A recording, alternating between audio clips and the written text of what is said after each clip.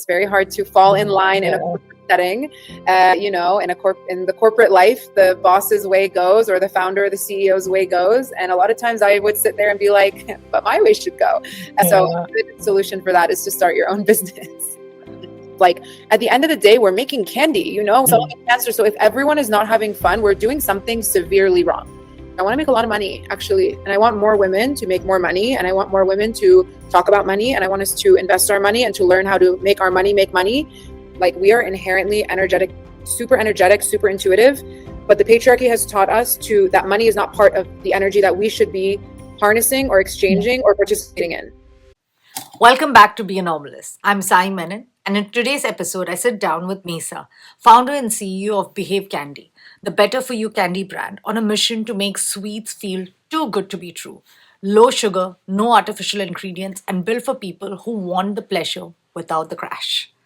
But this conversation isn't really about just candy. It's about what happens when you're a first generation kid raised between worlds, never fully, from anywhere, and you turn that into your superpower. Mayssa talks about growing up Tunisian American, learning how to read rooms, adapt fast, and build confidence in spaces that weren't built for her.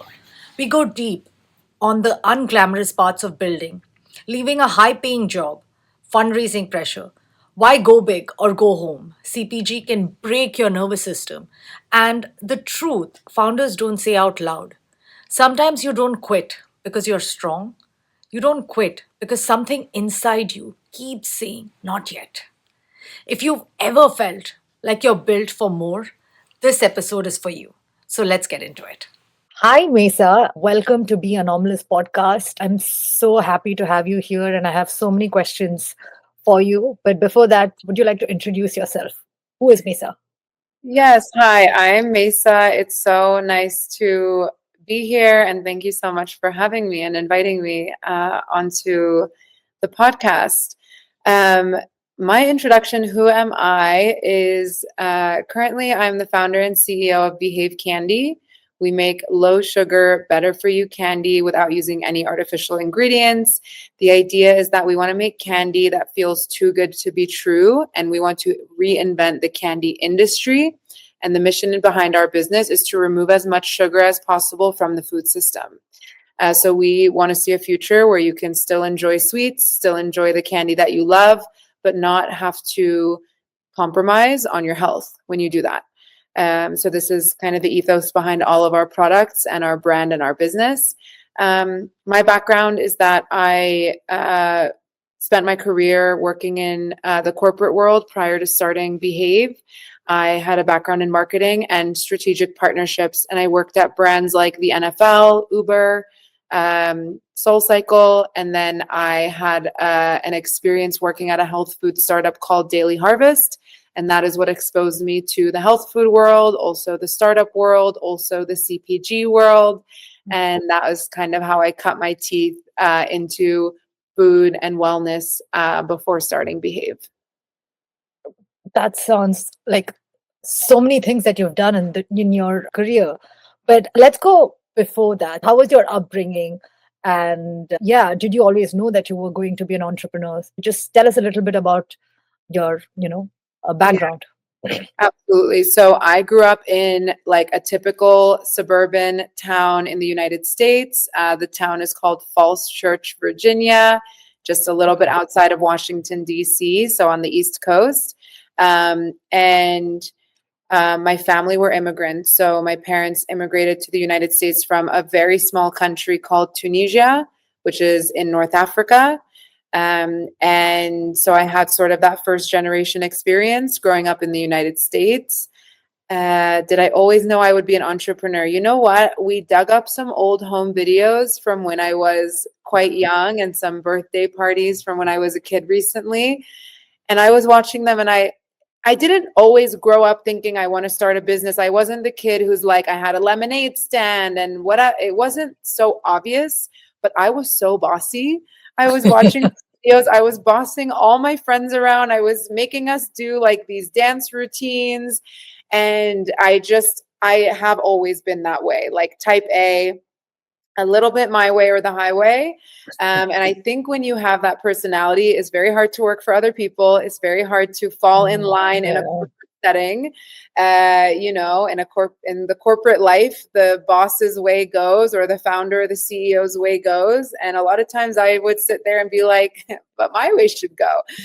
So a good solution for that is to start your own business.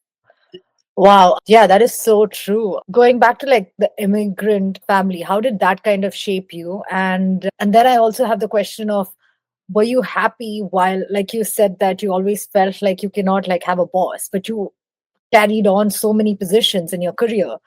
Were you happy in those positions? No, absolutely. So the first question is, what was the experience of growing up like with an immigrant As an background? immigrant family, yeah. Yeah, I think it's a typical like third culture kid experience, which is you don't really find a home because in America, you're not American. I grew up in a very white community. I felt like an outsider where I grew up in the schools that I went to and in this kind of small town I grew up in. Then you go to Tunisia because we were very lucky. We spent every summer growing up in Tunisia around my cousins, like such a blessing. And just the best time of my life and the best time of my childhood. But, we were the American cousins. We had an accent. Yeah. We didn't speak perfect. We were kind of different from everyone else. And so you do end up living in this fluid space between cultures. But obviously, I think a lot of people share this experience where when you're young, the point is to fit in, right? That's kind of the survival mechanism. But as you get older, you start to really love that you have this adaptability. And I do think that that is something you really get from being a third culture kid is you are a chameleon, for better or for worse. Obviously, something that can come into that is like people pleasing, changing who you are to adapt to the environment. So I'm not taking away that there is some maybe some negatives or some like micro trauma that comes with that you then embrace the positive, right? Like I think I can feel comfortable in any room. I mean, in any country, I can feel comfortable even at a dinner table where I don't speak the language. I can pick up what I can pick up. I can converse with my hands. Like these are the kind of things that I think you learn when you don't fit so squarely into one culture or one community. And I think this applies then to being an entrepreneur, right? It's so applicable to being adaptable, to being able to walk into any space. I can go sometimes from like going to visit our factory in the Midwest where we work with, incredible people from all different backgrounds to then, having dinner with an investor in New York City and having to talk to them and having to speak their language. And so I do think that adaptability then comes into play in the entrepreneurial journey as well. Being an immigrant, I think one of the main things is being empathetic. How much do you think your journey of being misunderstood or feeling like an outsider kind of translates into your, leadership?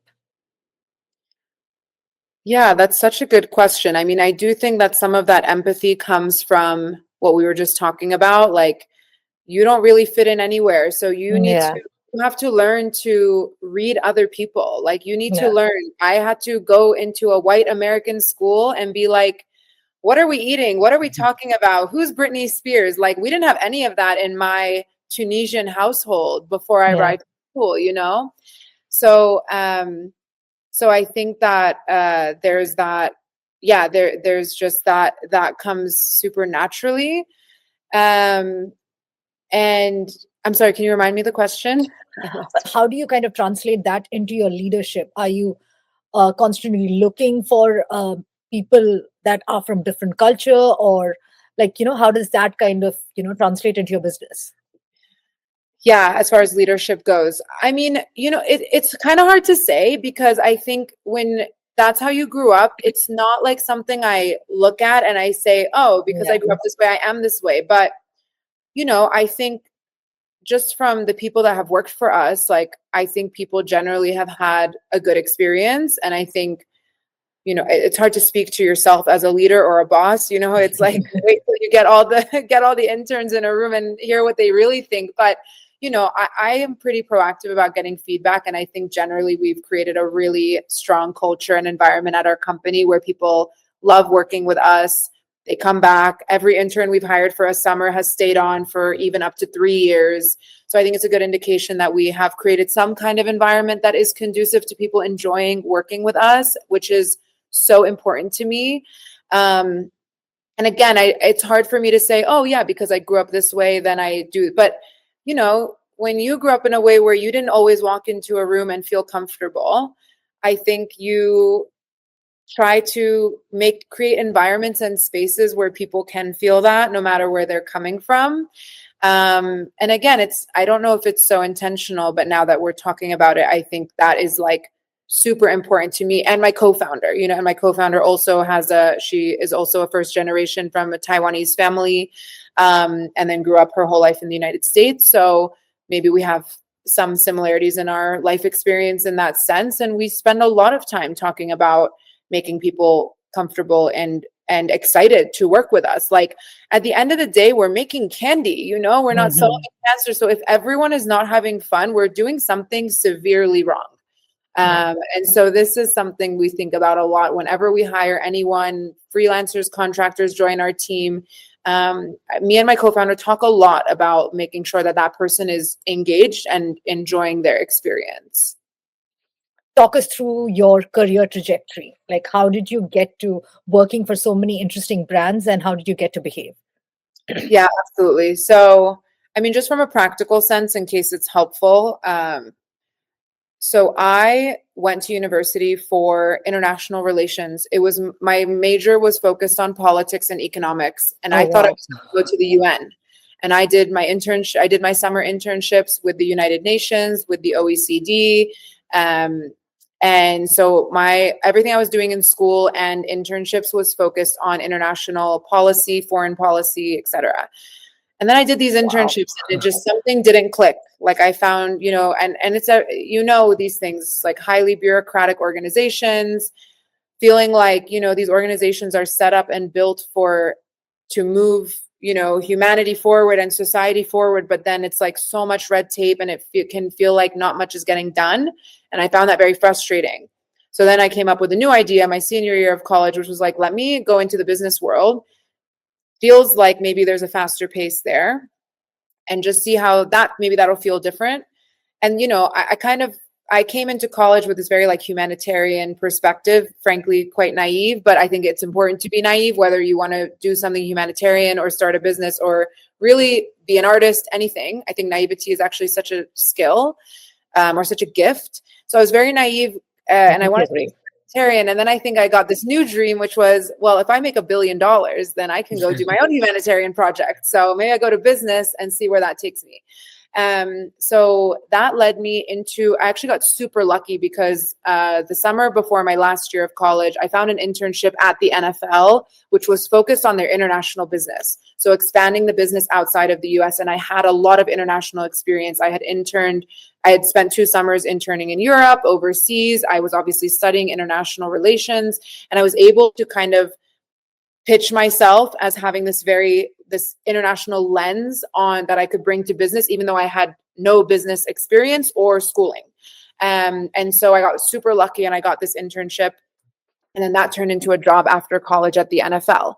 And as far as your question of, feeling like I'm not someone who can work for somebody else, I got super lucky because the person who hired me into that internship, Chris Parsons, really was such a mentor to me. He was the head of the international business at the NFL. He really took me under his wing, and I don't even know if he was doing it on purpose or again, if it was just who he was, but I have such a distinct memory of being in my internship and being in a room, and there was a discussion happening, and I was like leaned over the desk because I had something I wanted to say, but I was like, no, you're just the intern. He had actually pulled me into this meeting with all senior executives. I shouldn't even have been in the meeting. Wow. And at first I tried to sit on the windowsill, and he was like, sit at the table. And then, sorry, now I'm going on a tangent, but no, honestly, that's really helpful because the more stories like this actually help other people to do something like this, because it helps you, Yeah. shapes you as a person that you are, and builds that confidence at such an early age. Absolutely. So first he's like, sit at the table, you're not sitting on the windowsill. And then like at some point in the meeting, I was like, the word was on the tip of my tongue. And I think he must have looked at me and noticed, because he pulled me aside after the meeting. He was like, I could tell you had something to say. Whenever you contribute in meetings, it's very meaningful. What were you going to say? And then I told him, and he's like, you should have said it. That would have been very, very helpful input. And I brought you in the room for a reason, and you should have said what you had to say.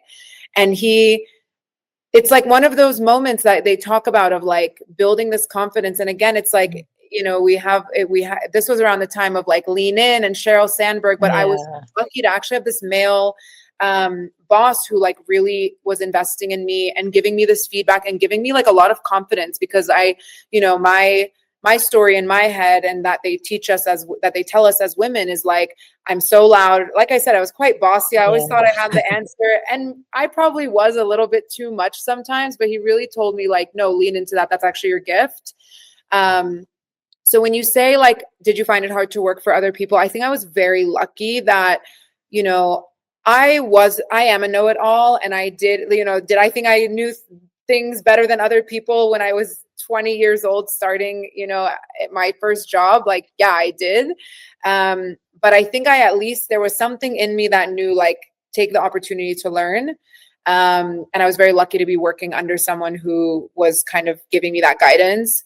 Then, went to my second job, Uber. Uber was like being at business school, but on crack. Like, you were learning, it was on the job learning, because when I joined, we were still such a small company. There was no such thing as a budget. There was no such thing as a approval. Like, you literally just decide what you need to get done and you go and you do it. If you need money, you figure out how to get it and you go and spend it and make sure that there's an ROI. And it's exactly what they say in Silicon Valley or in the tech world, that we were building the rocket ship as we were flying it. That was just like a masterclass in startups and also in like getting shit done. That's all. If you couldn't get shit done, like, you weren't going to make it there. And I remember coming in and being like, okay, what's our influencer marketing program? And they were like, there is none, start it. I was 23 years old and I just started emailing influencers and going around New York to events and trying to meet influencers and being like, hey, can I give you Uber credits if you post about Uber? And then we built out this huge program with hundreds of influencers in it over the next like year or two. So that really showed, like, again, it's like, yeah, did I think I knew better than everyone else? And I was 23 years old. Like, yeah, I still did. But I was like also really getting something out of it and learning so much. So I think this is all a very long-winded way to say that, was there internal struggle? Because frankly, I was naive and young and hungry and ambitious. And I say all those things as not good or bad, just that's who I was. I'm trying in life to stop seeing things as so black and white and good and bad. So did that create inner conflict when my boss would tell me no, or tell me we're doing it this way, and I thought I knew better? Like, yeah, of course. And that's, I think, ultimately why my path led me to eventually starting my own business. But do I think that the universe made me have those experiences, honestly, to humble me a little bit and to show me that you don't always know what's best? If I had started a business when I was 23 or 24, no one would want to work for me. I thought I knew better than everyone else. It was my way or the highway. Like, and there's still a little bit of that because that's a little bit of my personality, but I balance it now. I know how to like take feedback, and I know how to like value everyone's input and come to like a democratic way of working. So when you're a bossy know-it-all, is it hard to work in a corporate environment? It is. So yeah, maybe if you feel that in yourself, like, I definitely would say, like, maybe start cultivating that side hustle or that side project, so you have that outlet where you get to be the boss. Maybe it's even just starting to create content or launching a podcast, like somewhere where you can have that outlet where you're the boss and your way goes, and you can like harness that bossy I don't want to say girl boss because that's such a like negative word now, but like your bossy girl energy. Yeah. Find a space for that. Don't be mean, don't be rude, but like create a space where you get to be the boss, because I actually think it's an incredible skill for us to harness, especially as women. And Women, it's yeah. like when I started my company, it took me a long time actually to, because we're kind of taught that like we're just bitchy. And I think for a long time, that's actually how I saw Yeah. myself. I was like, I'm bossy and it's bitchy. So I need to stop doing that. And I need to like please everyone. It's actually great to, as a woman, to start working your muscle of being like compassionate, empathetic, bossy. You can still be bossy and you can be kind. And you Yeah. can still have a really strong perspective in business or with your art or whatever it is, but still be a good person. And it's like they just taught us that if you're bossy as a woman, you're this like bitchy, terrible villain with like devil horns coming out of your head. So then I think a lot of us like Yeah. Sorry. then we become these like super people pleaser CEOs and founders and artists. And I feel like so many women have this journey where it's like you spend the first few years in your creative project or your business trying to not be this like devil wears Prada, Miranda Priestley. And then at some point you realize like Miranda Priestley actually was getting shit done. Hmm. And don't act like that, obviously to some extent, but Yeah. also have a point of view, have your opinion, tell people that your opinion matters. So finding like an outlet to work that muscle, I think is very valuable, even from a young age. But that doesn't have to be that doesn't have to be In like the quit job. your job and do it right now when you're 22. Yeah. Because at least for me, everyone's different, but I got a lot of value, I think, of having some guardrails on me when I was still very young and I didn't quite understand the world as much as I do now.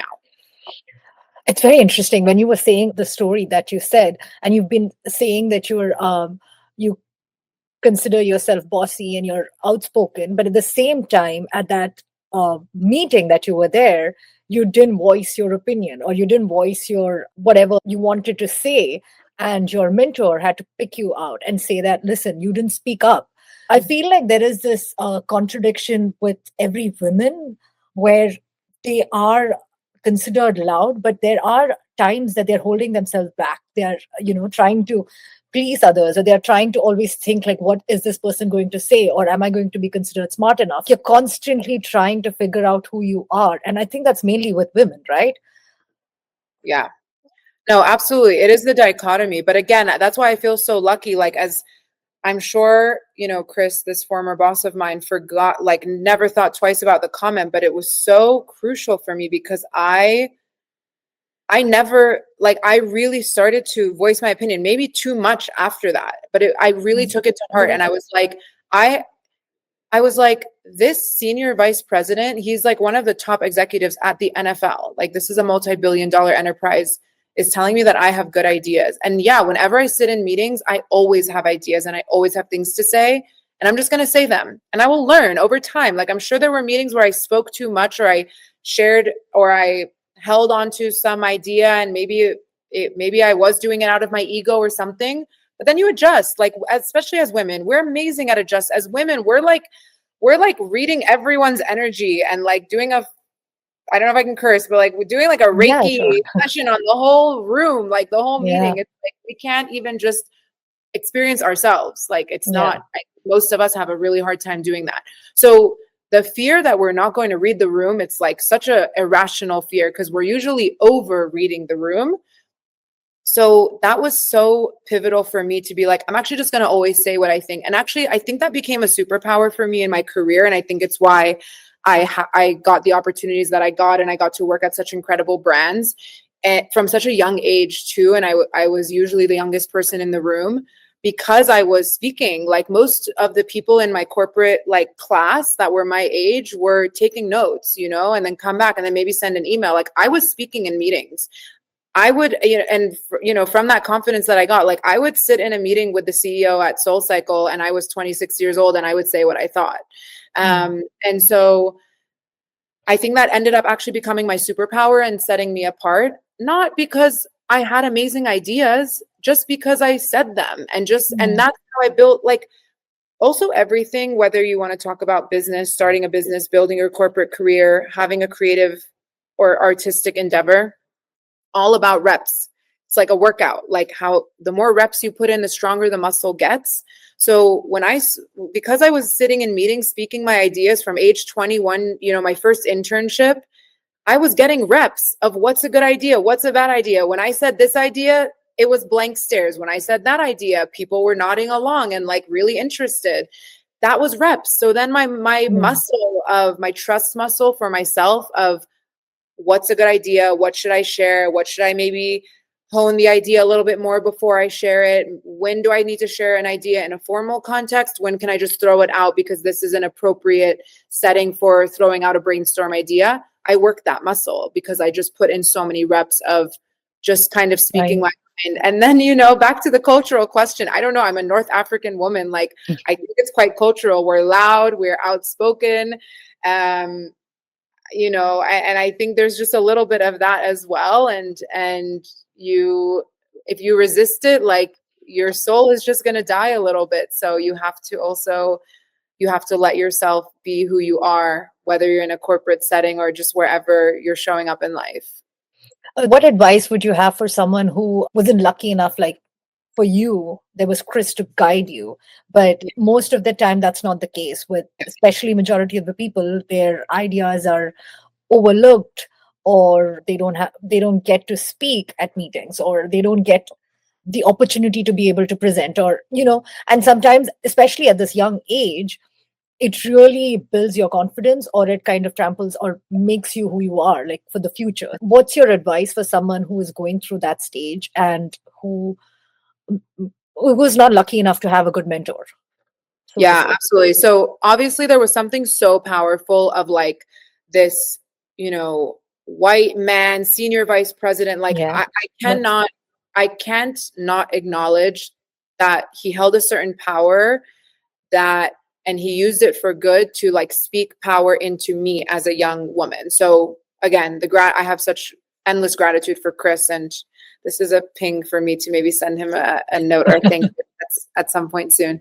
But there's actually this method that started to circulate when the Obamas were in the White House, and it was something that the staffers of the First Lady, so Michelle Obama's team, started doing this. And then I don't know, someone wrote an article about it, and it was called, I think they called it amplification. Like, okay. not, it wasn't some special thing, but they call it amplification. Basically, the idea was because as women in rooms, first off, we're less likely to speak in the first place. Once you've spoken, we're less likely to be heard. Mm-hmm. If you're heard, you're less likely to be given credit for your idea. So all of this was at Wow. play, even in Michelle Obama's, office and among her team. Yeah. And the women on her team created this system. I guess they had kind of like colluded on the side, which was when a woman presents an idea, a second woman in the room will amplify the idea. So if a woman has said something in a meeting and, let's say, oh, we should start a program for nutrition for kids. I don't know. That was something that they were doing a lot of. What could have happened is like no one hears her. Then 2 weeks later, Brad in the Harvard Business School, Michael in the meeting is like, have we thought about doing nutrition for schools for kids? And then everyone's like clapping for Michael, and Patricia, who said it 2 weeks ago, is like, what are you talking about? So to avoid that, in meeting number 1, when Patricia says we should be doing nutrition for kids as a program, Stacy would be like, oh my God, Patricia, that is such a good idea. Nutrition in schools for children. I love that you said that. Let's circle back to that. And then in the next meeting, if let's say the idea has been ignored or not acknowledged, then Stacy or, woman number 3 is like, Patricia, last week you brought up nutrition for kids. Like that was so poignant. I really think we should double down on that. Like, where did you get to with that? And so becoming the support system, and it's more of a peer support system. So you're not waiting for a mentor or relying on someone above you hierarchically to promote you. And I actually did this. So when I worked at Uber, I became very good friends with another woman on the team, and we were both doing marketing and partnerships. And a lot of marketing and partnerships, it's like there's no good idea. It's just like whatever ideas float to the top. And we actually very intentionally like spoke. And now that I think back on it, I think it started a bit organically, just because we started becoming very close friends. So we had a lot of respect for each other. We would notice that like we literally would after meetings be like, wait, didn't you say that last week and everyone ignored you? And didn't so-and-so man just say it and now we're doing it? So we kind of picked up on it. Yeah. I think we sort of organically, we would just be like, oh yeah, wait, Baba, oh my God, I love that idea. Like, okay, I'm actually gonna, and then it's like, you're not also self-promoting because now Mayssa's promoting your idea. It's not me trying to like hammer down the door with my idea, which unfortunately as women, I think there's also all this stuff about being self-promotional or being like, putting yourself forward. It's like, there's so many studies about this, but it's like men can amplify themselves, but when women do it, it's perceived as whatever. There's a negative perception around it. So this is something that you can you literally just need one other, it doesn't even have to be a woman. You just need one other person on your team and you can create this kind of like feedback loop and this, you scratch my back, I'll scratch your system to get your ideas heard, to start building confidence, just knowing if you put your idea, knowing there's a friendly face in the room who will just at least say, oh, good idea, Mayssa. Like, oh, I never thought about it. Even just that little validation, it goes such a long way to building that muscle. And you can orchestrate it. Like, I think sometimes we think, this isn't just women, I think this is in life. We just think that things happen. Like, we just think that, oh, someone got a promotion because they just are the lucky one. And it's like, no, people advocate for themselves and we live in it's not even a political corporate. It's like humans are inherently political, inherently. Like the one who advocates for themselves gets to the front of the line. The one who, even if you want to talk about cavemen, like the one who was political was the one who got to be the chief, and it's like, especially as women, I think like they didn't teach us how to play the game. That's the thing. But we need to get in on the game. So like, and a lot of times the men, it's not so explicit, I think, with them, but like they spent all of Saturday on the golf course. So when Michael puts an idea on Monday, Chad is excited because they talked about it all day Saturday on the golf course over beers. So, we need to get a little game and we need to get a little political, I think, and like you can scheme a little on the side. It's not Machiavellian, but do a little scheme of like, hey, you have such good ideas and I feel like people aren't hearing them. I'm just gonna make sure like in meetings, I'm gonna second your ideas and like let's just try to get a little vibe going when like women put ideas forward. Let's just like back each other up with it, have that conversation. Like I think we need to recognize that, progress for women or for people of color or for queer people in the workplace or in any social institution, it's not going to come because we live in a fair and just world. But we can create a fair and just world by manipulating the system to move in that direction. That is so true, and it's so inspiring. It seems like such a simple process, but um, it needs to be done, right? Like it needs to be taken into action. Now, going back to your journey in your career, when did you kind of start Behave, and how did you go? Like, if someone were to start their own business, how did you go about doing that from scratch?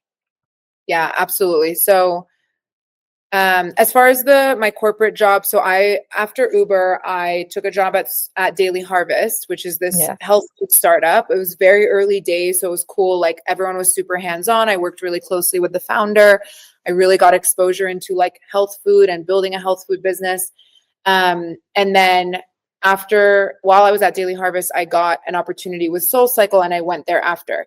The idea for Behave had come to me while I was at Daily Harvest. So I was in this health food world. I was like seeing everything happening in health food. There was like so much progress happening. Clearly, customers wanted healthier food, healthier options, cleaner ingredients. People are starting to avoid artificial junk. People are starting to avoid sugar. Like this was 2017. And I'm a huge sweet tooth. Like growing up, I overate candy. My dad has diabetes and I think it like had the opposite effect because we were allowed no sugar in the house. Yeah. So then I would go crazy when I could get my hands on sugar. So I actually developed a very unhealthy relationship with sugar, to be honest. So I loved candy, sweets, whatever. And I realized working in the health food space that nobody was making healthier candy. Like there's I won't bore you with all the details of it, but basically, like if you wanted like a healthy, low sugar candy that didn't have artificial ingredients, there was nothing. And yet every other type of food was getting so much innovation, was getting lower sugar options, cleaner options, organic options, and candy was so left behind. So that was kind of the initial spark of like, okay, I love candy. I work at a health food startup now. I'm trying to eat healthier, but I can't find like if I wanted to eat a healthier candy, there's nothing. Like the option is no candy or just go all in, eat like 3 bags of Sour Patch Kids and just like regret it after, you know? So that's what I was seeing in the candy space. While I was at Daily Harvest, I did a little research. Like I did actually start thinking like, I mean, initially I was just looking for a healthy candy that I could eat, and then I didn't find anything. And then I started doing a bit of research into what was out there, like a little competitive, landscaping, if you want to use the fancy terms. And then I think I contacted a couple of factories, and this was like a couple weeks of just curiosity. And in a couple of weeks was like, I'm out. Like, this is way too hard. The factories don't want to talk to you because you're some random girl writing them from a Gmail email address. Also, like now I know, being a few years into this project, like making gummies is very complicated, high capacity machinery. Minimum orders are super high. So just to get the business off the ground, you have to order a ton of product. You can't just go to a factory and they'll make you like 1,000 bags of candy and then you go sell it and then at the farmer's market and then you come back. Like you have to make 50,000 bags the first try. So go big or go home kind of business. And I was not ready to go big, so I went home. So I was like, okay, there's nothing for me here. I would love to have a healthy candy, but I'm sure someone else will make one and I'll keep checking the aisle at Whole Foods. And when I find one, I'll just be a customer and I'll be happy. Then I took the job at SoulCycle. Like maybe a year, maybe more than a year has passed since I had this initial idea. And I'm like I'm really trying to eat healthy at this point, and I'm really trying to cut back on sugar. So I'm always keeping my eye out, and still nothing has like really emerged as a good healthy candy option. And I'm like, the idea started itching at me, and I like, because I had done that initial research and I was like, oh, there's a big opportunity here. Like candy is now $38 billion market, huge opportunity. No one's doing it. Why? I got curious, like, why is no one doing this? I wish this product existed. They always say the best business is like you want something and you can't find it. Yeah. So like a year and a half later, still can't find it. I'm like, okay, I feel like there's an opportunity here, but maybe there's a reason no one's doing it. Maybe you can't make candy healthier and lower in sugar and still taste good. So I ended up cold emailing some celebrity chefs, and I got connected to this woman named Elizabeth Faulkner. Incredible, still part of our team.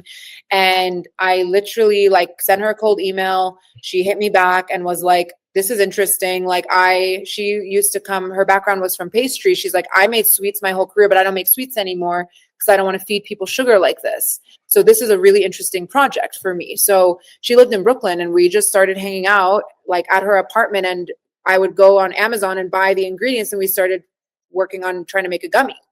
And wow. then first prototype.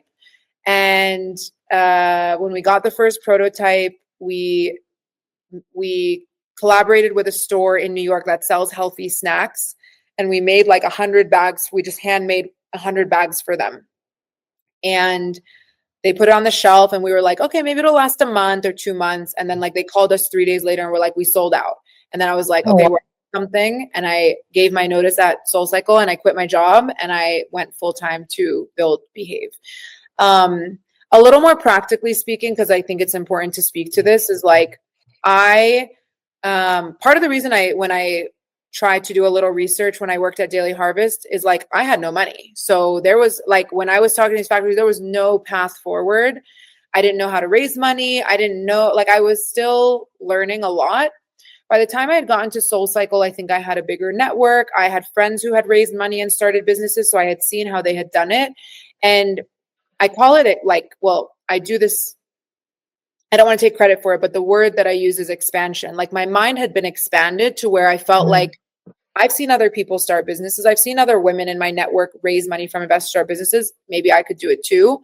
The other thing too is that my job at SoulCycle, I got a huge pay bump. I was very lucky.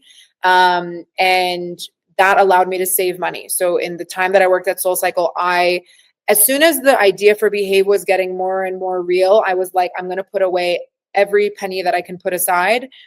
With that, alongside with my bonus that year, I was able to save almost $50,000. And Mhm. that was about 6 months of living expenses. So I was like, I can leave, and either I live on my savings for 6 months, or I go out and I raise some money from investors, and then we see where we can take it. And I was very lucky. I was able to raise money from investors pretty quickly after I left my job. And so, but everyone's different. I know there's people who's like jump off the cliff, no parachute, no savings, and I'm the hustle and grinder. I'm going to figure it out. I think for me, it was important psychologically to have some kind of financial safety net. Even just to have some money for like the day, like, to buy the ingredients that we needed, to pay a designer to design the packaging. Like, so I do just want to put that out there that like, I think there was a part of me that knew when I took that job at SoulCycle with the super high pay that like this was going to set me up if I wanted to start a business. This was going to be the time where I could actually save some money. And if my path did lead me to wanting to start a business, I could have something saved. And so that was kind of what allowed me to take that next step. I mean, the way you see at it is that because you got that big pay bump, you were able to save money for Behave. But if you think about it from another lens, it would be like, I'm leaving this high paying job Mm, to such an uncertain lifestyle, or I have no idea. So I think there was that entrepreneur in you. And a lot of the times people today, they have ideas, but it's stepping away from that comfort, that safety net, to yeah. be able to do something that's so uncertain. Mm, Do you think you would have been able to stay there with, or like what made you, step yeah. away from that uncertainty? So Sorry, step away from that comfort. totally. So a lot of what you're talking about, I didn't understand it at the time, but I've been doing so much like healing work, and I've been on a spiritual journey, all this stuff the last couple of years. And now I understand that it's like your nervous system can handle certain things, and it will basically like short circuit and freak out in certain situations. At the time, clearly something that my nervous system would have gone into a frantic anxiety spiral was feeling financially insecure. For some people, their nervous system can handle financial insecurity. Like they thrive in it even, but everyone's different. And so, when you ask like, was there something in you, that some entrepreneur in you that felt like you're going to walk away from all this high paying job? What I will say that I was doing at the time, and I didn't even realize I was doing, is I actually was doing work because I had started therapy for the first time in my life that was starting to regulate my nervous system to where my nervous system could handle more stress. Because basically, like, I was a very anxious child, very anxious person, type A, perfectionist. And so, like I said, when I was at Daily Harvest, just the thought of jumping off the cliff, calling these factories, like, I went, within a few weeks, I was like, I'm out. I don't want to do this. I don't want anything to do with this. It's too much money. It's going to cost me money. I have to leave my job. I can't even think about it.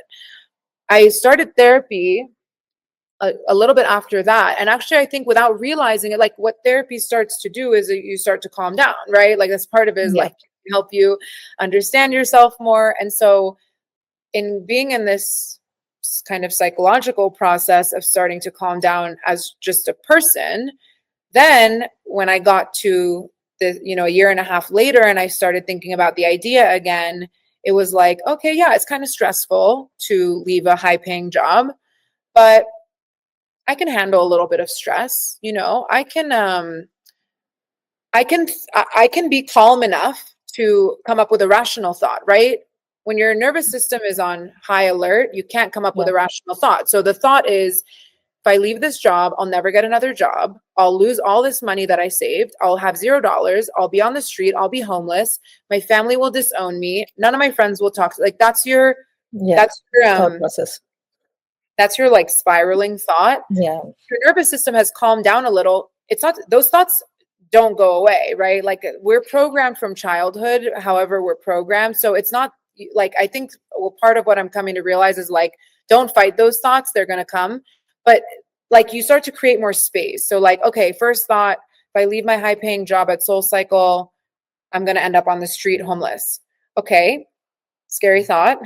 But you know what's really going to happen, right? You have 50,000 saved, so you'll try for 6 months, and then at the end of 6 months you can always get a job at least as good as your last job, maybe better, because now you'll have learned something and you'll have this new experience and whatever. So then it's like a lot of it is nervous system work, actually, and that's been a lot of what I've learned in building the business. Because what I will say is I think my nervous system had expanded some, enough to leave the job, raise some money, believe in myself. When I launched the business, my nervous system short circuited. And the first 2 years of building this business were like hell on earth for me, to be completely honest. I was so anxious. I didn't know what to do. I went into a depression. I couldn't get out of bed. Like Oh, my God. body rebelled against me because at some point my nervous system had expanded, but not so much. And then I had to like do on the job nervous system healing work to like catch back up to now we run a business. Now we have to figure out how to make money.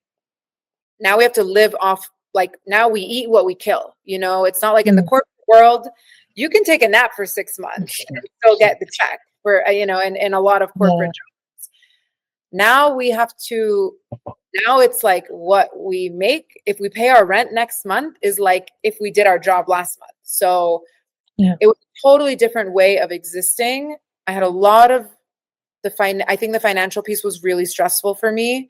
And I was, you know, when I had the 50,000 saved, but then I did spend those savings, and then I was really freaked out. And so I did have to like really revisit and go really deep with some of that healing work to just be like, we're still safe, even though now we're doing something that feels bigger and scarier. Like we're still safe now. And I feel like I just have to keep doing that. It's like I just keep doing it over and over again. Every time the business grows, every time something bigger happens in the business, I have to be like, are we still safe? And I have to like start teaching my body that we are, you know? So that's been a very important part of this process for me as well. When you started off with this 50,000, how did you realize that, or did you have a plan to get more investors on? Why did you think about fundraising? And also, another thing I feel like an early entrepreneur, you don't know how to allocate those finances, right? Like how much to pay for branding, how much to pay for a Yeah. certain, like for operations, or how much for inventory. How did you kind of learn? Was it a trial and error, or did you like talk to people? Yeah, talk us through the Yeah. process that you did. So I mentioned this because of the nature of the manufacturing for gummies. Like the first order alone was more than $50,000. So if I was going to get the business off the ground, I had to raise money from investors.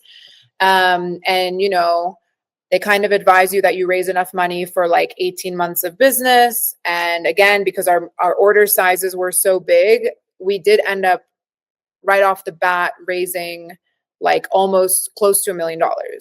So that was kind of the initial like seed capital for the business.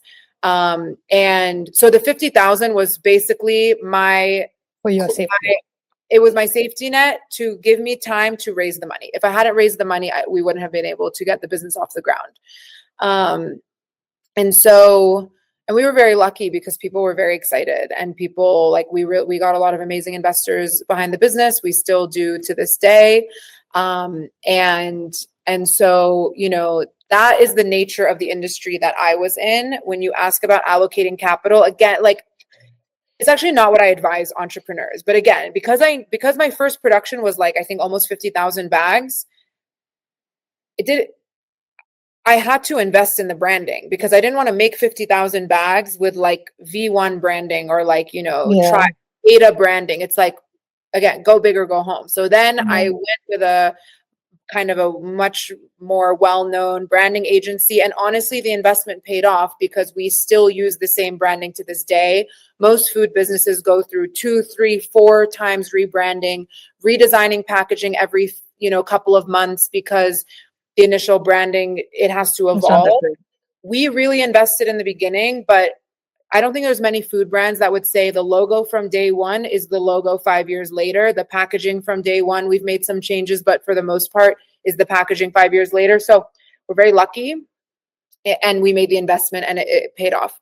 What I will say though is if we weren't making 50,000 units, I would not have allocated as much capital as I did to branding. Like if you have a food business or any product business, like my advice to founders, again, there's obviously exceptions. Like my own business was an exception, but if you can make 10, make 10, get 10 people who will give you detailed feedback to try it, get all the feedback you can get, and then make 100. Get them to 100 people. What I when we were still making them out of a kitchen, we made this packaging and we put a QR code on it. And when you scan the QR code, it took you to a Google form. So I would give we would make 20 That's or so smart. and I would give them to people and say, take the survey after you eat the bag. And then we'd get this feedback.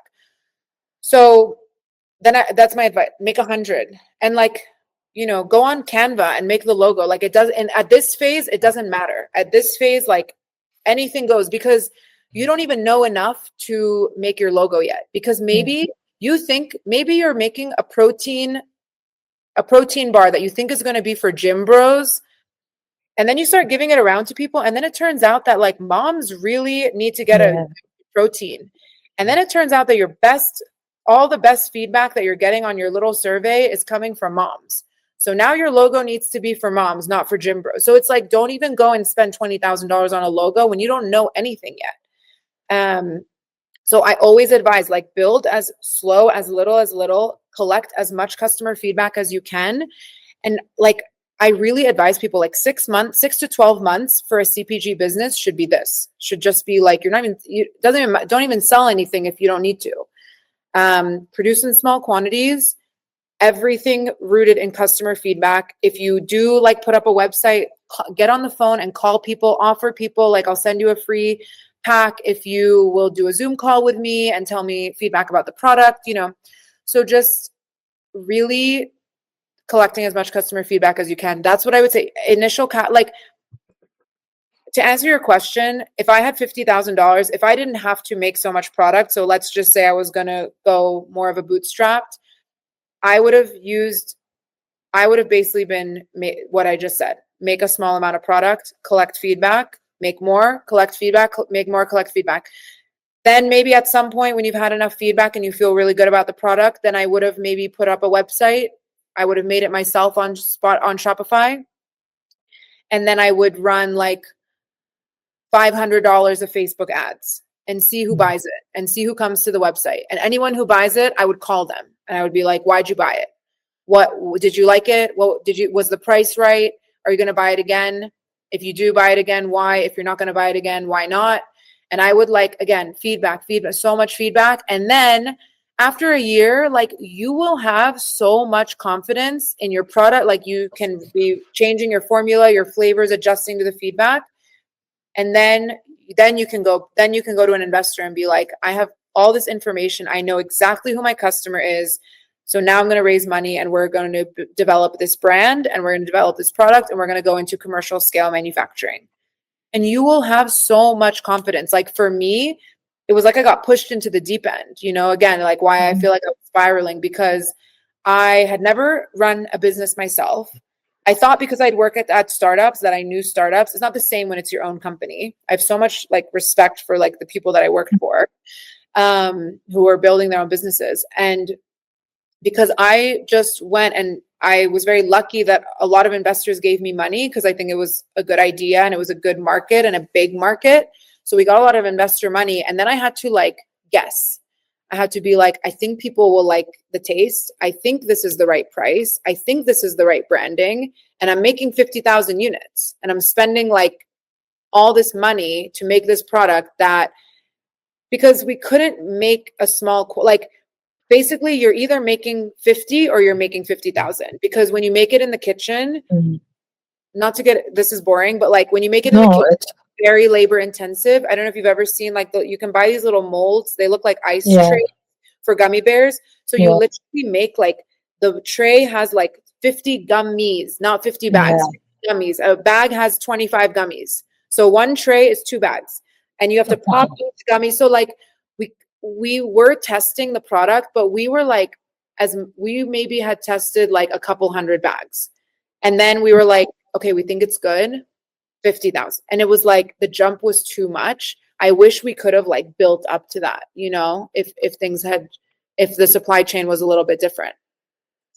It's not boring at all. I think people need to know the nuances of actually going through and like the amount of work that, because I feel like entrepreneurship is glorified with what Yeah. is shown versus the amount of work that's put in. Until someone does it, it's just you don't see it.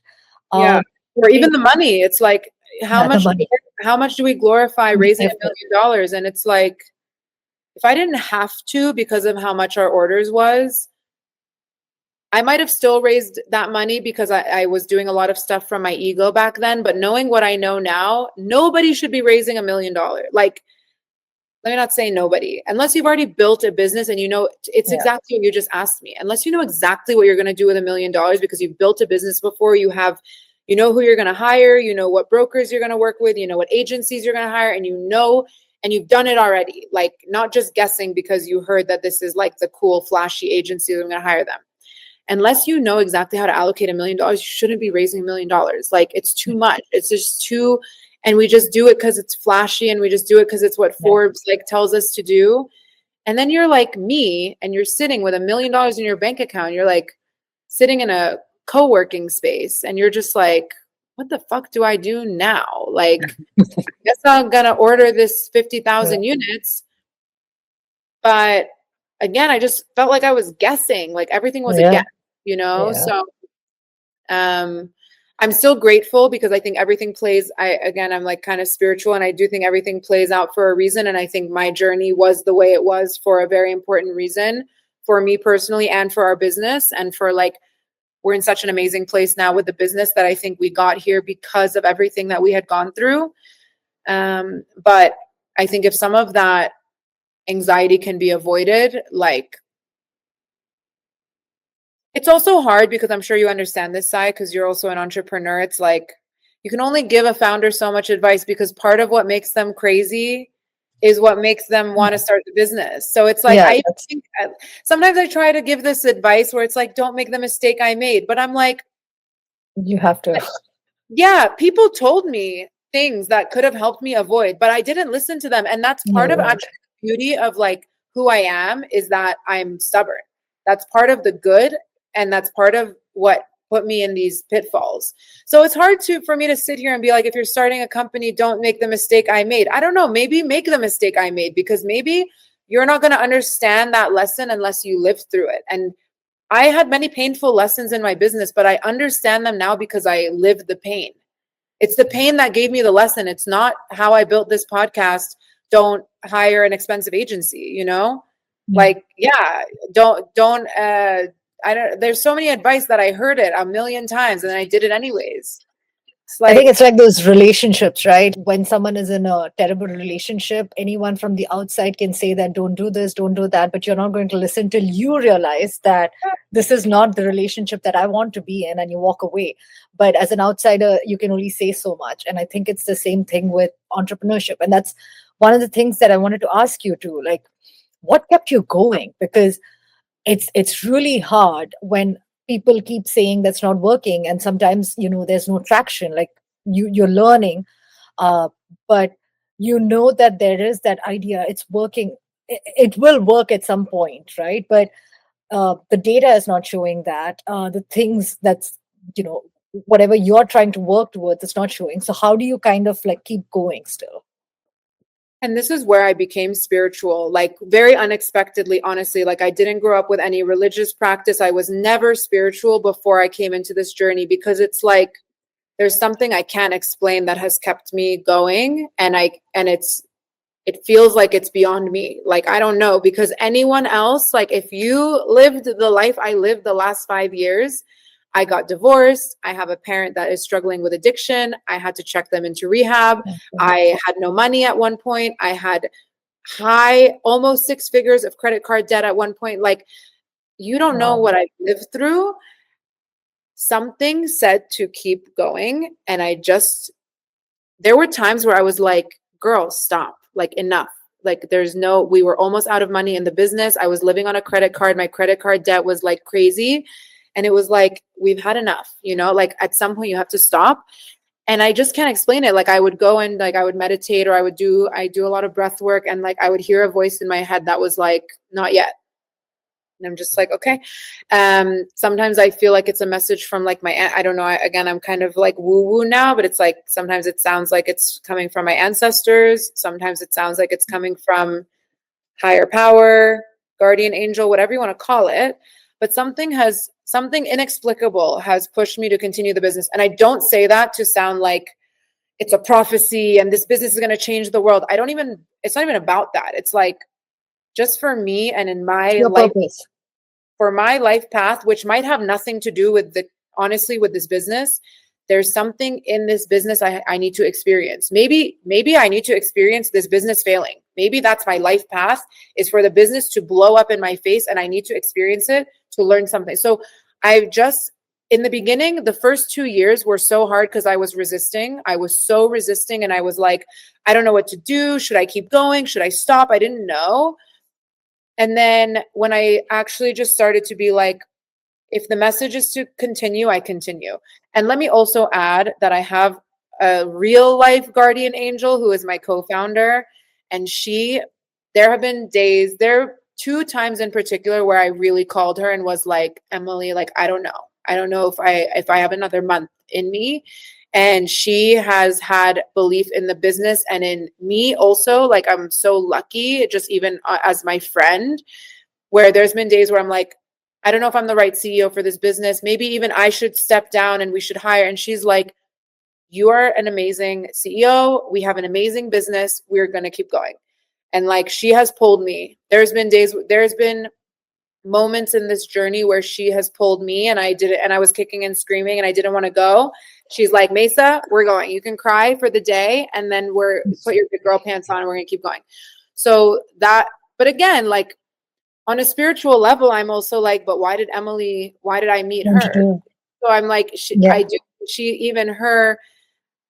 the message she gives me to keep going is coming from somewhere too, So I think we're all very intertwined in our paths. And so when you ask me why you keep going, I don't know. I feel crazy myself half the time, but I think I'm trying to just trust that if it's time to stop, I'll know it with my whole body. And I think, and that is also to say it's okay to stop. If you feel with your whole body to stop, it's okay. Like, we can also stop. I think that's important to tell founders and entrepreneurs and people that, like, and also stopping this one doesn't mean stopping forever. I know people who pause their business and then even reopen the same business. People close the business, start a new business later. It's like just trusting that you can, whatever you're feeling in your body is like right, and you can trust it and you can go with that. How important is it to surround yourself with people who have gone through the same, or in your case, or like in our case, founders? I feel like it's important to have people who understand what you're kind of going through. Like in your case, you had Emily because she's a co-founder, but at the same time, to have that founders who know, because it's hard to kind of talk to someone who has a 9 to 5 job to Yeah. tell them, like, Right. what you're doing and the amount of work that you have to do, but to get some sort of traction, right? So how important is that? And did you always have that kind of network, or did you like seek out for that? Yeah. So it's kind of a double-edged sword. The first thing I'll say is I sought it out. I didn't really know any founders, especially doing CPG and food and beverage. So when I first had the idea, I think I remember it's like you just start mentioning it to people. And I think if you're open and your energy is open, like, introductions just started coming. Someone was like, oh, I have a friend doing a beverage company. You should talk to him. So I met with him. He gave me amazing advice. I think also, like, maybe it's karmic, maybe it's like, within it's the food industry generally has very nice people as well. I think CPG does. So there's a little bit of a pay it forward, like someone helped you when you were starting, so then when someone who's just starting calls you, you take the call. Like, it's a little bit of a pay it forward system. And so I remember there were two people I met in the beginning. One had a beverage and one had a like granola bar thing. And like they offered me amazing advice and then they offered to introduce me to others. And then it just starts to compound. I do think seeking out and starting to connect yourself with other people is important because one, it's going to start like I didn't even know where to start. And they were like, okay, you need to incorporate your business. You need to get a lawyer. Here's my lawyer. You can call them, da da da. So there's I don't want to say that you shouldn't do that. The thing I do want to warn against, though, is that, and I think we do it especially as women because we don't trust ourselves, we don't trust our intuition, is we can get into this place where we over network and where we get into this trap of like, one, trying to get advice about everything because we don't trust ourselves to make our own decisions. And you're calling like 500 founder friends every time you need to like make one change to like a design on a flyer. And then, or like asking people like what is my Instagram caption? It's like, it doesn't just trust yourself and just do what you think. And then the second thing is the comparing game. Then I think it can also get into this place where you feel like you're comparing yourself to other people and people are at different stages. So that's why I say it's a double-edged sword. What I will say is most of my closest friends now are building something for themselves. Artists, creatives, building freelancing or just doing their own business, designers, and founders. But I say that they're not my friends because they're founders. It's more that it's kind of what you said. I think we all relate to each other on a deeper level, but actually with a lot of these friends, I don't talk about my business at all. And I actively try to avoid those conversations. It's more just like they understand dating when you're building a business. They understand dealing with your parents while also carrying the weight of the business on your shoulders. So it's like they're just my friends, but we have a shared experience. And I think that makes the connection and the friendship deeper.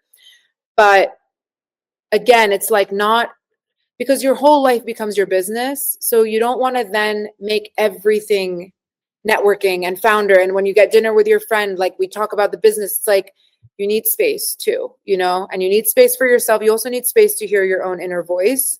And that's what I think. That's why I give the advice of like, meet people in the industry, network, of course, but like make sure you also have some space to like follow your own intuition. Like your business should be you, so someone else shouldn't tell you what to name your business or what the logo should be or what, color to you. Like, what color do you like?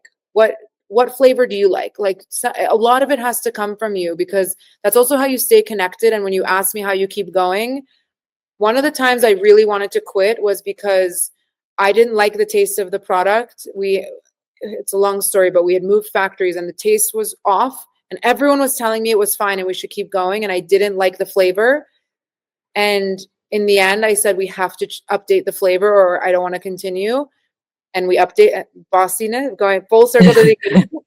When I started being bossy in my own business, that's when I started having fun again because then I was like, I don't care if you all like it. I don't like it. And it's a fucking company. So we fixed the flavor and then I loved it. And then I wanted to talk about it from the rooftops. And then I wanted to get on TikTok and make videos about it. And then I wanted to call investors and tell them to invest in it. So then everything started to flow because I did what I wanted to do and I trusted my intuition and I didn't just go off of the advice of other founders or what other people were telling me. So very long-winded, but this is No, but I mean, that's very important, right? Because you're the one who's fighting for this business. And if you don't really trust or like your own product, it's hard for you to sell that product. So, yeah, I don't want to take up much of your time. I can keep talking to you all day. But what is success to you now? I know we've like spoken about a lot of the things, but what does success look like for you now? I mean, the boring answer obviously is like success is happiness. Like, I don't know. But let me say this. So I said in the beginning, the mission for our business is to remove as much sugar as possible from the food system. This is success for me. Success for me in Behave used to be sell the company for $1 billion, something financial. And actually, at some point I didn't care about making money anymore. So actually when you say like, why did you continue? It actually would have made more sense to close the business because it didn't make financial sense anymore. I was in credit card debt. The business was in debt. Like the money made no sense. And I had to really sit and like meditate and be like, if I'm going to keep going, why? And that's when I really got very clear that like I really do care about reducing sugar. Like I think sugar, like it's killing us, and the way we eat it and the way it's fed to us, and the high fructose corn syrup and the modified, starches and all of this. So I do care a lot that we can reduce sugar in the food system. And if we are successful in doing that, we will be a multi-billion dollar business, because people can't keep eating candy the way that candy is made now. So that, like, one will make the other. And then I think success, the other side of success for me is, well, to kind of bring it back, there is something I'm working on this year, is that I do think success for me is to become a wealthy woman. And I'm trying to say that more, and I'm trying to talk about that more, because again, like, we're so taught that like wanting money as a woman is bad. And I used to want money. I used to not understand why. I always wanted money. Like I always wanted to be rich. I always wanted to like be successful. And I didn't understand why. And I think, but in the back of my head, I was always like, oh, it's because you're materialistic, or it's because you're greedy and like rich. You Mm. shouldn't want to be rich. That's a terrible thing to want. So I always kind of was ashamed of it. But then I've started to realize now that like I want to be rich, because look what the rich men get to do. Did we see the Mm. inauguration? It's Jeff Bezos, it's Mark Zuckerberg, it's Elon Musk. Yeah. I want to change that photo of like who's standing behind the president. Like I don't, Yeah. so part of that, unfortunately or unfortunately, whatever, again, no good or bad, just what it is money is power, Yeah. money is influence. So I want to make a lot of money, and I want to be part of that conversation, and I want to have resources. So I'm trying to say that more. So when you say what is success for you, I want to make a lot of money, actually. And I want more women to make more money, and I want more women to talk about money, and I want us to invest our money and to learn how to make our money make money. And I want us to make money for each other. And like I want us, I think as women, we are so like, we are inherently givers and receivers. Like we are inherently energetic, super intuitive. But the patriarchy has taught us that money is not part of the energy that we should be harnessing or Yeah. exchanging or participating in. And it's like, if as like, it's already happening, but like as Mhm. women start to embrace that money should be part of our energy field, it's going to happen very, very quickly. And we are incredible, stewards of money, actually. And so, yeah, let's make some Yeah. money. Cheers to that. And we always end with one favorite quote and one favorite book of yours that you would recommend to everyone. Oh, beautiful. Oh, I'm not good with quotes. Let me think. Okay, the book I will say is The Seven Spiritual Laws of Success by Deepak Chopra. Ooh, okay. It's I have incredible. that in my list. Yeah. It's very short, actually, and I actually use it almost like I read one chapter a day. I haven't Mm. been recently, but for almost a year, you Mm. can read a chapter in 10 minutes, and it's just 7 or 8 chapters. Oh, Um, wow. and Okay. I've read through the book maybe 20 times, and like it, the message is clear, and I needed it to burn into my brain, and that's what Mm. I've done. So I love this book. A good quote is just going on the money theme. I love that quote from Cher. What did she say? My mom told me to marry a rich man, and I told her, Mom, I Oh, am rich. yeah, yeah. With that one, just to Oh, yeah. stick to the theme of becoming rich Money. women. Yeah. Thank you so much, Misa. I can like talk to you all day. This was such a fun conversation. I felt like I was on a therapy session. Good, good. I love it. Amazing. Thank you. That was Mayssa, and what a special episode. What stayed with me most is how honest she was about entrepreneurship and what it actually cost emotionally, financially, physically, and how much of building a business is really building your nervous system to hold the weight of your own dream. We talked about the power of adaptability, about women learning to amplify each other in rooms where our ideas get overlooked, and about something we don't say enough out loud, that wanting money isn't shameful. Money is power, access, and influence, and more women deserve to hold it. If you like this episode, please like, share, and comment. And if you're new here, I'm Sai Menon, and this is Be Anomalous. Please subscribe for more conversations like this, and I promise I won't disappoint you. Until next time, be bold, be real, and be anomalous.